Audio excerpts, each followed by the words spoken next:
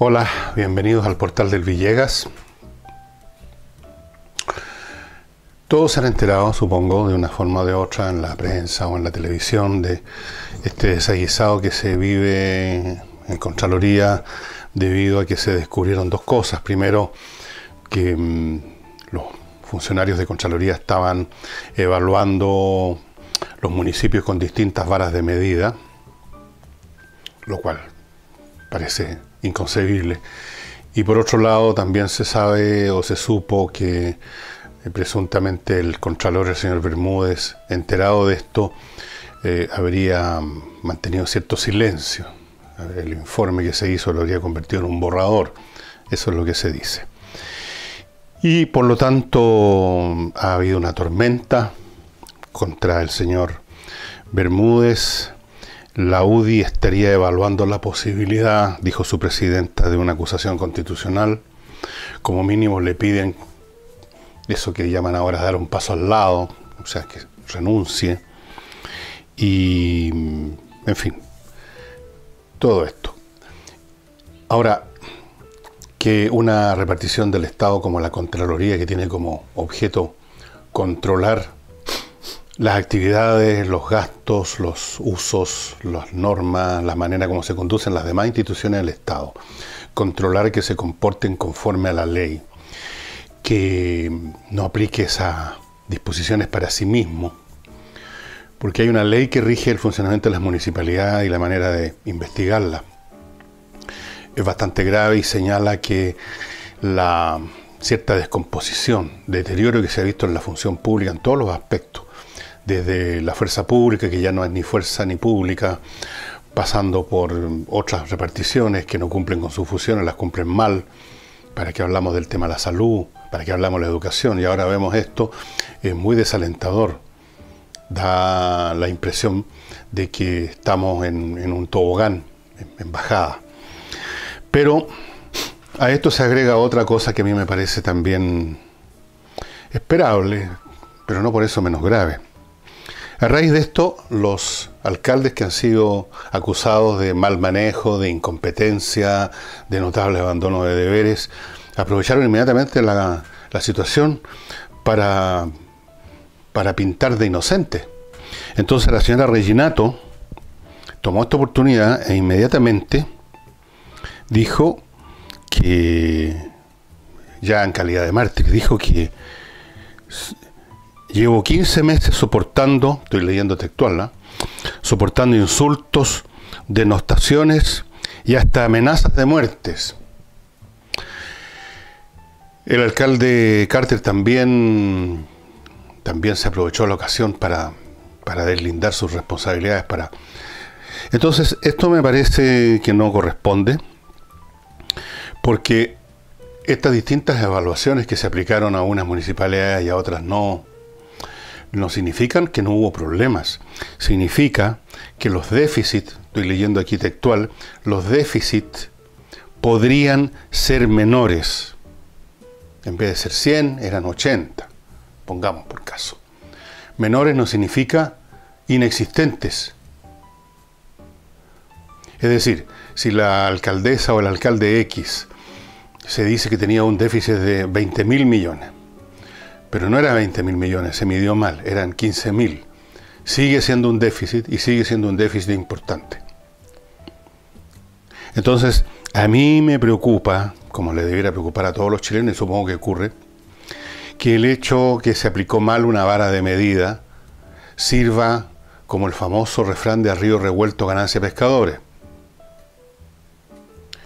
Porque esto es como que en una prueba en el colegio, el profesor se equivoca y a un alumno porro le pone un 1, pero en realidad el chiquillo merecía un 2. En los dos casos, de todas maneras, el chiquillo está para ser rajado en ese examen, ¿no? El 2 es tan mala nota casi como el 1. ¿Qué dirían ustedes si esos alumnos dijeran entonces que las pruebas no valen nada, que todos los alumnos tienen buena rendimiento académico, porque el profesor se equivocó en poner la mala nota? No era tan mala nota, era un poquito menos mala. Yo quiero insistir en este tema porque me parece de suma gravedad, y otra arista más del proceso de deterioro institucional que está sufriendo este país en muchos sentidos.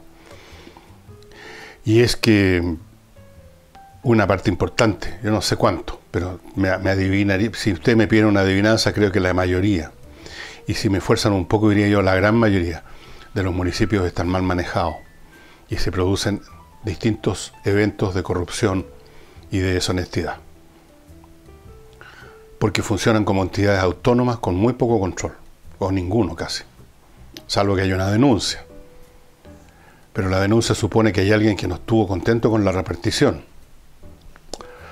Entonces, vamos a dejar que eso siga sucediendo simplemente porque, por algún motivo para mí desconocido, la Contraloría, los funcionarios aplicaron supuestamente distintas varas de medida, y entonces lo que era muy malo apareció como pésimo, o lo que era pésimo apareció solo como muy malo. ¿Significa esto entonces que los alcaldes o los funcionarios públicos, en estas reparticiones o en otras, que hayan estado dando notables muestras, voy a usar el lenguaje de ellos, notables muestras de incompetencia o de deshonestidad o de lo que sea, dejan de ser irresponsables e incompetentes porque no se midió con 3 decimales su incompetencia? Porque hubo un error en el cálculo, no era tanto, era un poquito menos. Dejan de ser incompetentes, dejan de haber desfalco, dejan de haber déficit. A mí me parece que es un abuso de confianza hacer eso, ¿no? Los déficits han existido y existen, las situaciones irregulares han existido y existen, y el hecho que la Contraloría, por algún motivo que realmente no conozco, haya funcionado en esto con menos prolijidad de lo que debiera, no cambia la situación. Y no me pareció muy oportunista la reacción de estas personas. Por supuesto, se aprovecharon de la oportunidad que se les estaba dando de convertirse de personas culpables de alguna situación en mártires. Estoy esperando que usen la frase típica en este país, persecución política. Me parece muy mal, me parece pésimo lo que está pasando, y aquí ya generalizando un poco, si ustedes quieren, en nuestro aparato institucional del cual siempre nos hemos jactado. En Chile no pasan estas cosas, en Chile no pasa esto, en Chile no pasa lo demás allá, pero pasan estas cosas. Y les quiero advertir, para los que dicen, sí, bueno, pasan, pero son, estas otras frases típicas, casos puntuales. Cada vez que se produce una situación, un evento en el mundo, en cualquier ámbito, es un caso puntual, es un evento. Eso no significa, como quieren dar a entender, que es un caso aislado. Pueden haber millones de casos puntuales, cada uno es un punto en el espacio y en el tiempo. Pero si hay millones y millones de puntos coincidiendo en una cierta área del espacio y el tiempo, uno empieza a pensar que hay un fenómeno o una causa sistemática que produce tal abundancia de casos puntuales. Caso puntual no significa caso único, no significa muy poco necesariamente. Pero nos quieren hacer pasar esa cuchufleta una y otra vez los señores políticos. Tenemos demasiados casos puntuales de deshonestidad y de incompetencia en un montón de reparticiones públicas. ¿Y eso a qué se debe? Tiene que haber una causa sistemática. Tiene que haber un factor poderoso que está generando esta situación que antes no sucedía. Tal vez el reclutamiento de las instituciones públicas en los últimos 20 o 30 años está reclutando gente que tiene poca densidad moral y profesional. ¿Será eso? ¿Será que la complejidad del Estado, mucho más complejo que hace 20, 30, 40 años, y la abundancia de recursos que ahora existe y antes no, hace posible la tentación y el delito y la incompetencia? Porque cuando uno tiene en su propio, piénsalo en términos domésticos, si usted vive al día prácticamente, si apenas le alcanza a pagar las cuentas y comer, usted no tiene posibilidades objetivas de caer en una situación de mal gasto, porque no tiene nada que malgastar. Si usted tiene un excedente, puede caer en las prácticas del malgasto, y el malgasto a su vez, no solo, como ocurre siempre, no solo se lleva el excedente, sino que empieza a comer también lo que es necesario para el mantenimiento de la casa. Es lo que pasa con un jugador. Un jugador primero se va al casino, por ejemplo, con lo que tiene de extra en sus recursos, presupuesto mensual. Pero a poco andar, absorbido por la mecánica del juego, es posible que empiece también a usar recursos que eran necesarios para pagar el arriendo, por ejemplo. Pero para empezar, hay que tener un excedente, tienen que haber ciertas condiciones objetivas. Estas condiciones objetivas se han creado en los últimos par de décadas, y ese podría ser otro factor. Pues, en fin, podríamos explorar eso. Es un tema interesante. ¿Cuáles son las condiciones que mantienen funcionando tiki-taka una institución y cuáles son las condiciones que empiezan a deteriorarla? Reclutamiento personal, complejidad del aparato que lo hace cada vez más difícil de entender y manejar, más recursos a los cuales se les puede meter mano, primero por una razón más o menos entendible y luego cada vez más inentendible. ¿Pasa eso en los municipios? Eso es un tema para investigar. Lo que sí está clarísimo desde un principio es que esto no es simplemente que alguien en alguna parte, un individuo aislado, protagonizó un caso puntual.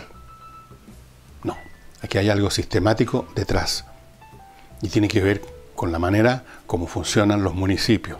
En primer lugar, la autonomía. En segundo lugar, las funciones que tienen que cumplir, que se les han ido cargando, incluso la educación y así sucesivamente. Y volviendo al tema del Contralor, habrá que explicarse, o tendrán que explicarnos cómo fue que se produjo eso, y en vistas de esta situación habría que echar una mirada a ver cómo están funcionando en otros aspectos de la Contraloría, pues, porque esto de las evaluaciones diferentes es, abro comillas, un caso puntual. Pero quizás haya otros casos puntuales, porque también está actuando dentro de Contraloría algún factor potente que genera o promueve ciertas situaciones de desprolijidad, llamémoslo así. Habría que investigar en qué otras situaciones la Contraloría no está cumpliendo bien su función, si es el caso. Y no tapar esto con tierra como tenemos la costumbre en Chile, tapar todo con tierra, primero diciendo que es un caso puntual y luego dejando que la gente se olvide al cabo de una semana, que es lo que ocurre siempre. Antes de continuar, les quiero recordar que está disponible mi último libro, espero que no sea el último, que sea solo el penúltimo, Grandes Invitados. Ustedes pueden ver de qué trata leyendo un fragmento bastante grande del primer capítulo en el portal elvillegas.cl, el capítulo 1 de hecho. Y bueno, ese libro está hecho con mi texto obviamente, pero también hay adentro de él unos dibujos realmente muy espectaculares, que son realizados por una persona que se sumó a nuestra iniciativa, don Pablo Sánchez. Él hace las ilustraciones y yo quiero contarles sobre él, sobre las ilustraciones que hace. Pueden ser retratos, pueden ser caricaturas, pueden ser lo que usted quiera, son realmente estupendas. Ustedes, los que ya compraron el libro, lo van a recibir en una semana, van a poder verla y van a poder verificarlo. Y si usted quiere recurrir a los servicios de Pablo para usted mismo, o para regalarle a un familiar un dibujo, un retrato, para un cumpleaños, una cosa en una empresa, regalarle a los que asistan a un almuerzo, sus propios retratos, contacte a Pablo Sánchez en pablosanchezarte, todo pegado.com. Creo que están viendo ustedes a mi izquierda el aviso, o visite su sitio en Instagram. Realmente los dibujos son muy buenos. Muy buenos. Y asuntos legales, amigos, todos tenemos que enfrentar tarde o temprano, tenemos algún problema con alguna persona, con una institución. Problemas civiles, básicamente, como son disputas por herencias, temas relacionados con divorcios, la tuición del niño, que el aporte que hay que hacer a la señora, ¿no es cierto? Temas de contrato, situaciones de todo orden, contratos que hay que hacer bien. Hay siempre pleitos civiles que tarde o temprano nos involucran, y ese es el momento de recurrir a un abogado que realmente vaya a entregar la mercancía y que no vaya a estar simplemente todo el tiempo pidiéndole plata y no hace nada, no mueve las cosas. Este es el momento entonces de recurrir a Salinas y Ojeda, que son un buffet de abogados especializados en casos civiles, no casos criminales, no casos penales, no casos laborales, casos civiles. Concentran todo su foco jurídico en eso, se dedican concentradamente a eso y por lo tanto obtienen buenos resultados. Salinas y Ojeda, ustedes están viendo ahí los datos, el sitio web de ellos. Póngase en manos de gente que le va a resolver los problemas. Miren, que estar en un lío legal con un abogado que no funciona y que prolonga las cosas por años a veces. Mientras lo sigue ordeñando usted, necesito otro cheque porque tengo que, no sé, entregarle aquí, pagar para allá. No. Salinas y Ojeda, estimados amigos. Y continúo con los temas. Fíjense ustedes que, para dar un saltito a Venezuela, que hace días que no trato, yo tengo la sensación que el movimiento opositor de Guaidó se chispoteó ya, como que ya pasó su oportunidad, si es que tuvo alguna vez una oportunidad. Los asesores que tiene Maduro, porque a Maduro no le doy ningún crédito, sino que los asesores cubanos, que son expertos en estas materias, lo hicieron funcionar a la perfección. No atacó derechamente a Guaidó, no cometió más estropicios que fueran notorios, que sirvieran de pretexto, que generaran un clima especial, salvo esto de detener a los vehículos que entraran con ayuda humanitaria, pero eso tenía que hacerlo si no quería reconocer que estaba quebrado el país, si no quería que se le derrumbara todo. Fuera de eso, se ha manejado con cautela, ha dejado que se vaya desinflando, y además empezó ya a probar si ya puede tomar acciones mayores. Primero detuvieron a uno de los miembros del círculo íntimo de Guaidó, y ahora el Tribunal Supremo de Venezuela pide quitarle su inmunidad a Guaidó para juzgarlo por desacato, puesto que salió del país, estaba prohibido que saliera del país. Lo están apretando por otros lados y están viendo cómo reacciona. ¿Qué pasa con esos anuncios del mundo que tienen, como dice Trump, están todas las opciones sobre la mesa? Entonces están viendo si Trump las deja sobre la mesa o las mueve para algún lado. Quién sabe si se está moviendo alguna cosa tras cartón, pero por el momento, por lo que uno puede ver, por lo que uno puede saber, porque yo no tengo comunicación con el Pentágono para saber si hay algún plan subterráneo, por lo que se puede ver, el movimiento se está desinflando. También se está desinflando el gobierno Maduro, pero el gobierno Maduro tiene este apoyo de los militares y de la agencia y de los cubanos y de los rusos, que se fueron a meter con soldados allá, probablemente con técnicos que están ayudándolos a resolver los temas eléctricos.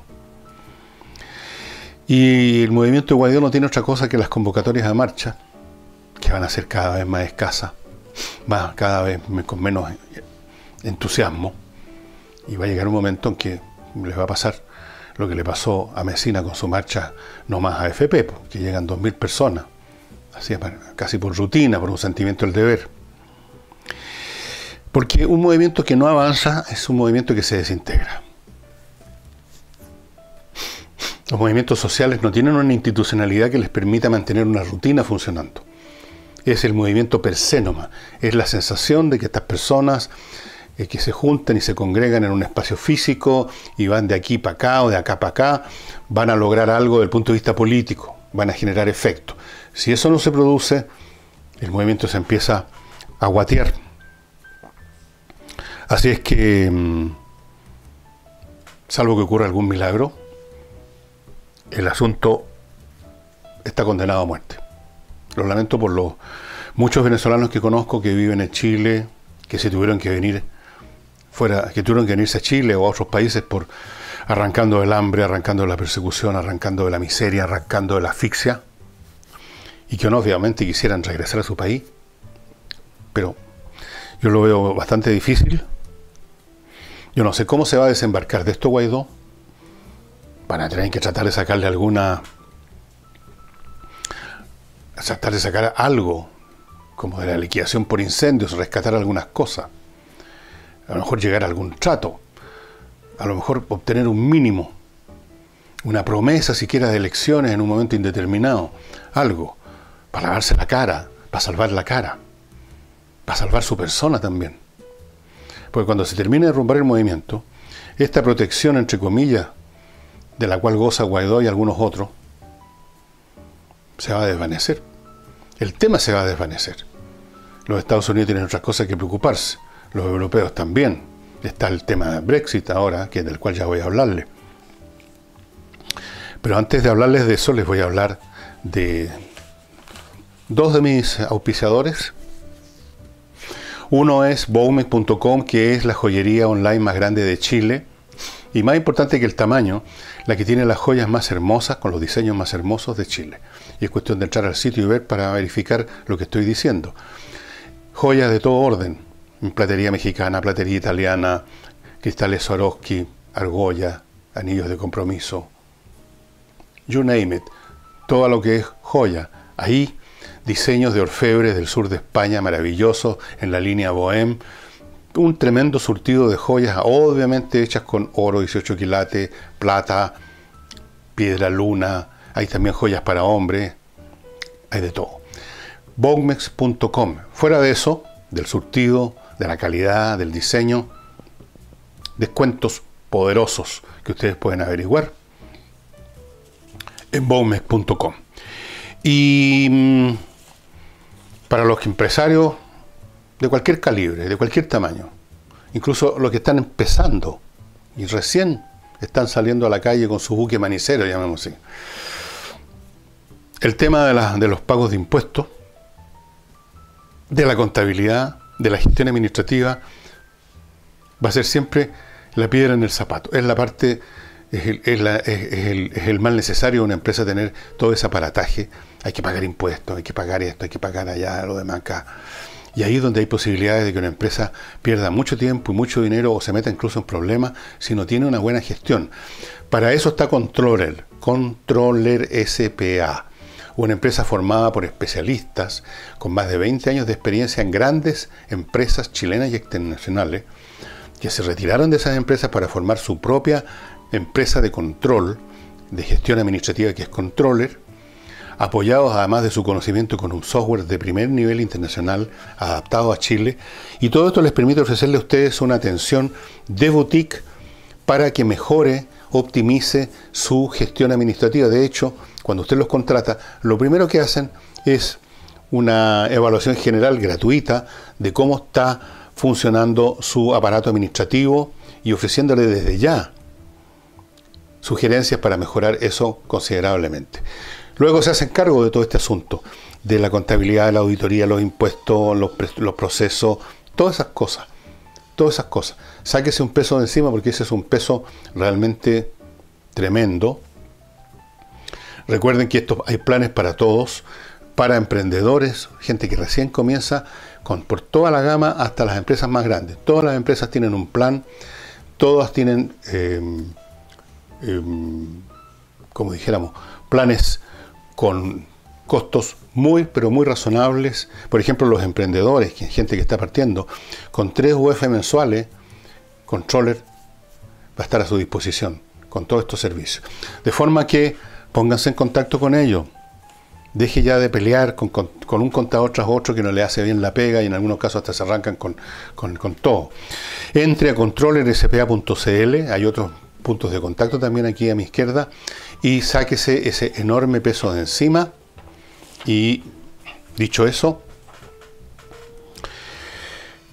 fíjense ustedes que a propósito de impuestos, me llegó un mail de un señor ayer que me dice que ya que yo he tocado el tema de las contribuciones, lo toque de nuevo.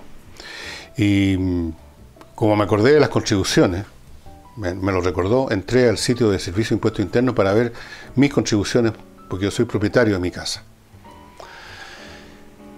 Bueno, yo no soy millonario, para nada. Soy como muchos otros habitantes del barrio en que vivo, Ñuñoa, que vive en una casa como las que se construían en los años 40-50, que son grandes, que tienen mucho espacio, que las compraron o las construyeron en los años 50, como digo. Uno las compró, hay otras personas que las han heredado a sus padres, hay muchos casos de eso. Y no son necesariamente personas ricas. Aquí en Ñuñoa no viven ricos, los ricos viven en otros barrios. ¿Y saben ustedes cuántas son las contribuciones que se tienen que pagar por casas como las que hay en Ñuñoa? Todas muy parecidas. Bueno, las contribuciones fluctúan entre los 400.000 y los 600.000 pesos cada 3 meses. Pónganse ahora en el caso, como me decía este señor, siguiente. La gente muy pobre, la gente o menos, o de clase media baja para abajo, o no viven en casas propias o viven en casas muy modestas que no pagan contribuciones. No pagan contribuciones. En el otro extremo están los ricos, que son ricos, ni se fijan en las contribuciones. Se gastan más probablemente en una comilona, o en ir a la playa, o en salir unos días de vacaciones, que pagar las contribuciones. ¿Quiénes son entonces los que sufren? La clase media. ¿Y en qué momento la sufren más? Cuando están viejos. Pónganse ustedes en el caso de una persona que ya no tiene ingresos más allá de su pensión y que tenga que pagar contribuciones. Yo no sé cómo serán otros barrios, pero no creo que sea muy distinto. 300, 200, 300, 400, 500, 600.000 pesos. A personas que están apenas con plata para comprarse los remedios. ¿Cuándo va a ser el día? Me decía este señor, que las personas de la tercera edad, que ya se jubilaron, 65 años para adelante, como mínimo eso, 65 años para adelante, se termine el cuento de la contribución, que es un impuesto a la propiedad, que no tiene razón de ser, un impuesto que se inventó para el año 61, para el terremoto del 61, y se sigue aplicando. Era una cosa provisoria, era una contribución para reconstruir el país. Yo creo que ya se reconstruyó hace más de medio siglo ya lo que había que reconstruir de ese terremoto.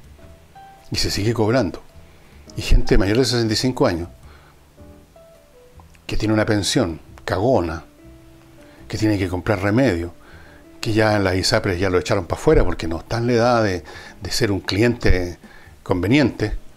Ese señor además tiene que pagarle al fisco por el solo hecho de estar dentro de su casa, que quizás cuánto le costó pagarla, si es que la compró. Yo sé lo que significa pagar dividendos, pues. Además de eso, tiene que pagarle un dividendo eterno, vitalicio al fisco. Me parece una brutalidad. Lo menciono con pleno conocimiento que esto que yo digo, lo que digan otros, no significa absolutamente nada. No conozco ningún caso de un impuesto que se deje de cobrar. Una vez que el Estado mete sus garras en algo, no la suelta más. Pero le prometí a este señor que iba a tocar el tema y es lo que acabo de hacer. Y ¿se acuerdan ustedes que ayer conversamos acerca de estas personas del Frente Amplio que se van a reunir, o sea, ya se están reuniendo, a lo mismo a esta altura, con el presidente de la República?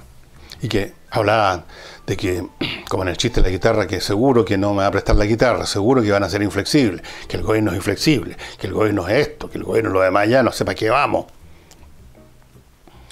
Inflexibilidad. Inflexibilidad porque el gobierno no se rendía ante los puntos de vista de ellos, por eso lo analizamos ayer.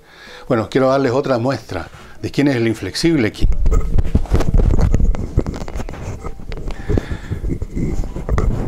Si fuera rico tendría un micrófono profesional, como ustedes comprenderán, y no esta cuestión que me cuelga de la polera. La oposición le dio un ultimátum al gobierno de 48 horas para presentarle un nuevo proyecto de reforma tributaria que les guste más a ellos. Ojalá sea idéntico al de ellos. 48 horas, así que apúrese, señor ministro de Hacienda. ¿Qué talca? La oposición, que es un dechado de flexibilidad, mientras que el gobierno son inflexibles, son duros, son rígidos, le presentan un ultimátum. Yo no sé de ningún instrumento en la relación entre personas o instituciones que sea más rígido y más brutal que un ultimátum. O si no, no van a discutir nada. Ese es el Congreso que ustedes eligieron. Me recuerda un poco lo que pasa en Inglaterra. El Parlamento británico tiene una mayoría conservadora, así como acá tiene una mayoría progresista. Esa mayoría conservadora se ha sumado en masa a negar todo camino de salida de la Unión Europea que sea razonable. Ayer en el Parlamento británico se presentaron 4 opciones y las 4 fueron derrotadas. Si uno mira el cuadro que aparece en el sitio de la BBC, de quienes votaron a favor y en contra de estas 4 opciones, la inmensa mayoría de los conservadores, salvo una docena o algo así, en cada caso, votaron contra esas opciones, mientras la inmensa mayoría de los laboristas votó a favor. O sea, los conservadores, los Tories, ponen en primer lugar la conservación de su partido, que supuestamente tiene un compromiso con el pueblo británico, fantasioso, porque el pueblo británico ahora piensa distinto. Prefieren mantener la integridad de su partido que mantener la integridad del Reino Unido. Y han negado a las 4 opciones, que eran todas bastante razonables, todas un no. ¿Qué va a pasar ahora con el Brexit? Bueno, eso ya es problema del Reino Unido. Yo creo que el Reino Unido va a su desintegración eventualmente. No creo que Escocia dure mucho entre el Reino Unido después de esta situación, si es que termina mal, como parece que va a terminar esto. Pero ahí tenemos un caso de un parlamento obtuso, con una mayoría obtusa, que pone por delante sus intereses a los del país. Y aquí tenemos el mismo caso. Tenemos una mayoría obtusa que pone sus intereses políticos por delante de los del país. Porque resulta que esta reforma tributaria, estimado amigo, no es un capricho, ni es como la pinta el progresismo, una acción maliciosa de la derecha por traspasarle los impuestos a los pobres y aliviárselos a los ricos. Eso es una estupidez y es una mentira. Esto tiene que ver básicamente con las empresas. Las empresas. No es un tema de las personas, es de las empresas. Usted vive en un país de libre empresa, en un país capitalista. Los capitales se invierten cuando hay condiciones que favorecen la inversión. Una vez que se favorece la inversión y se invierten esos capitales, el país crece y se desarrolla como lo hizo durante tantos años Chile. Y todos nos favorecemos, porque la economía funciona dentro del país, no funciona en otro planeta. Y si hay más trabajo y hay más inversión, hay más pega, hay más ingresos, suben los sueldos, más personas de la familia obtienen trabajo, etc. Esa es la cuestión. Y la reforma tributaria que implementó la señora Bachelet con sus geniales ministros de Hacienda, no solamente es engorrosa que no la entiende nadie, sino que paró, eso es un hecho objetivo, paró la inversión. Y el país dejó de crecer durante el régimen de la señora Bachelet y por eso muchas personas, incluso de ese sector, votaron por Piñera. Porque nunca han entendido cómo funciona la economía de la gente izquierda. Ellos siguen viviendo en el siglo XVI o XVII. Entonces, había que reformar esa reforma. Esto no es un tema de justicia, de favorecer a este y favorecer a otro. Esa misión del mundo basado en personas que son favorecidas o perjudicadas es una visión infantil. Es una visión de niño chico.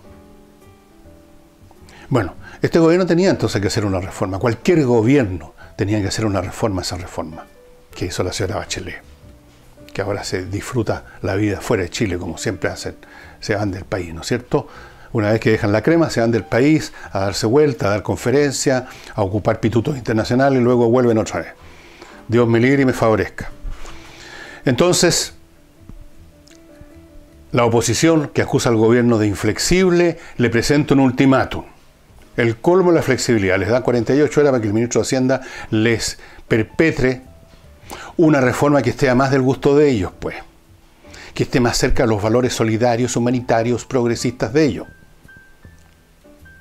A mí me parece un caradurismo increíble. Y un grado de necedad que no tiene nombre. No tiene nombre. Algún día, eso sí, pero falta mucho, porque los parlamentarios, ustedes saben, legislan para sí mismos también, pues. Se dan a sí mismos, se aumentan las dietas, se dan privilegios, y se dieron el gran privilegio que duran muchísimo en el Parlamento. Hay que sacarlos, pero digamos, a empujones. Pero algún día va a tener que cambiar en la composición del Parlamento, y espero que ese día el pueblo chileno despierte y los saque a esta gente, que los saque, pues se han convertido en un saco de piedras para la marcha del país. Y esto último, luego el ultimátum, ya batió todos los récords. Y algunas personas me han preguntado que leyeron este fragmento del primer capítulo, todavía, digamos, no tienen claro realmente de qué trata el libro. Que el libro es mío. Sí, voy a hablar del libro mío, ¿por qué no? Grandes invitados. Bueno, son grandes invitados porque invito al libro, participan en el libro como los que nos ofrecen un examen o una visión o una opinión sobre distintos temas importantes de nuestras vidas. Personajes de gran calado. En el primer capítulo ustedes ven que imagino yo un mundo paralelo donde Stalin y Trotsky no solamente no han muerto, no han sido asesinados, sino que han arrancado, han huido, están en Estados Unidos, se conocen ahí, se reconocen, se hacen amigotes de nuevo, dan conferencias, los invitan a programas de televisión, y en uno de esos programas de televisión opinan sobre los temas que les pregunta un famoso hombre ancla de la televisión de los años 50-60. Y lo mismo sucede en los capítulos que vienen a continuación. Tomo un tema interesante, un tema importante, y lo hago que algún personaje, que en determinadas circunstancias que describo cómo fue que se llegó a ese personaje, converse sobre ese tema. De eso trata Grandes Invitados. Hay bastante humor, diría yo. Están además estos dibujos de Pablo, que son muy buenos, y el libro, por lo tanto, termina resultando muy entretenido. Como saben, si ustedes lo encargan ahora mismo, en este proceso de preventa, van a recibir un fuerte descuento.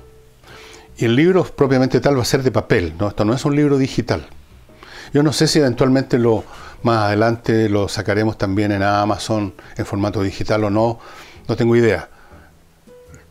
Por ahora es un libro de papel y va a estar muy pronto en sus manos, porque va a ir muy pronto, una vez que tengamos los recursos suficientes para eso, a la imprenta para empezar a distribuirlo. Y a las personas que ven este programa, que no son pocos, los chilenos que están en Estados Unidos, hay un montón que me escriben. Hay uno que está en Estonia, que lo creerán ustedes, allá de lejos, o es Lituania, uno de esos países bálticos. Hay otro que está en Finlandia. Hay varios con los cuales tengo bastante contacto que están en Francia.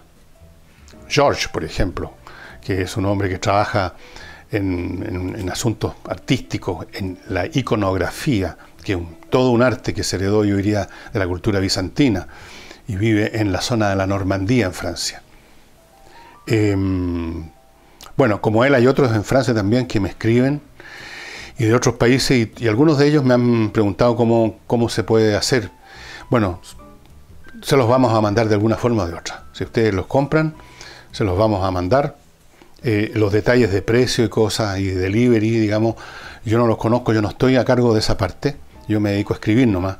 Toda la administración de este pequeño portal en miniatura está a cargo de 2 o 3 personas que no son yo. Así es que, bueno, los curiosos que todavía no han mirado este capítulo porque reciben el aviso que está este video en YouTube y solamente entran directamente por YouTube, yo les vuelvo a insistir, existe un portal que se llama elvillegas.cl donde también van a encontrar los videos de YouTube, porque está una sección, pero además van a encontrar un montón de cosas más, textos, audio, etcétera, y además van a encontrar este primer capítulo en su primera parte. Y dicho lo cual, muchas gracias por su atención y veremos qué queda este asunto de la Contraloría, este río revuelto que ha favorecido a algunos pescadores por ahí. Muchas gracias y hasta mañana.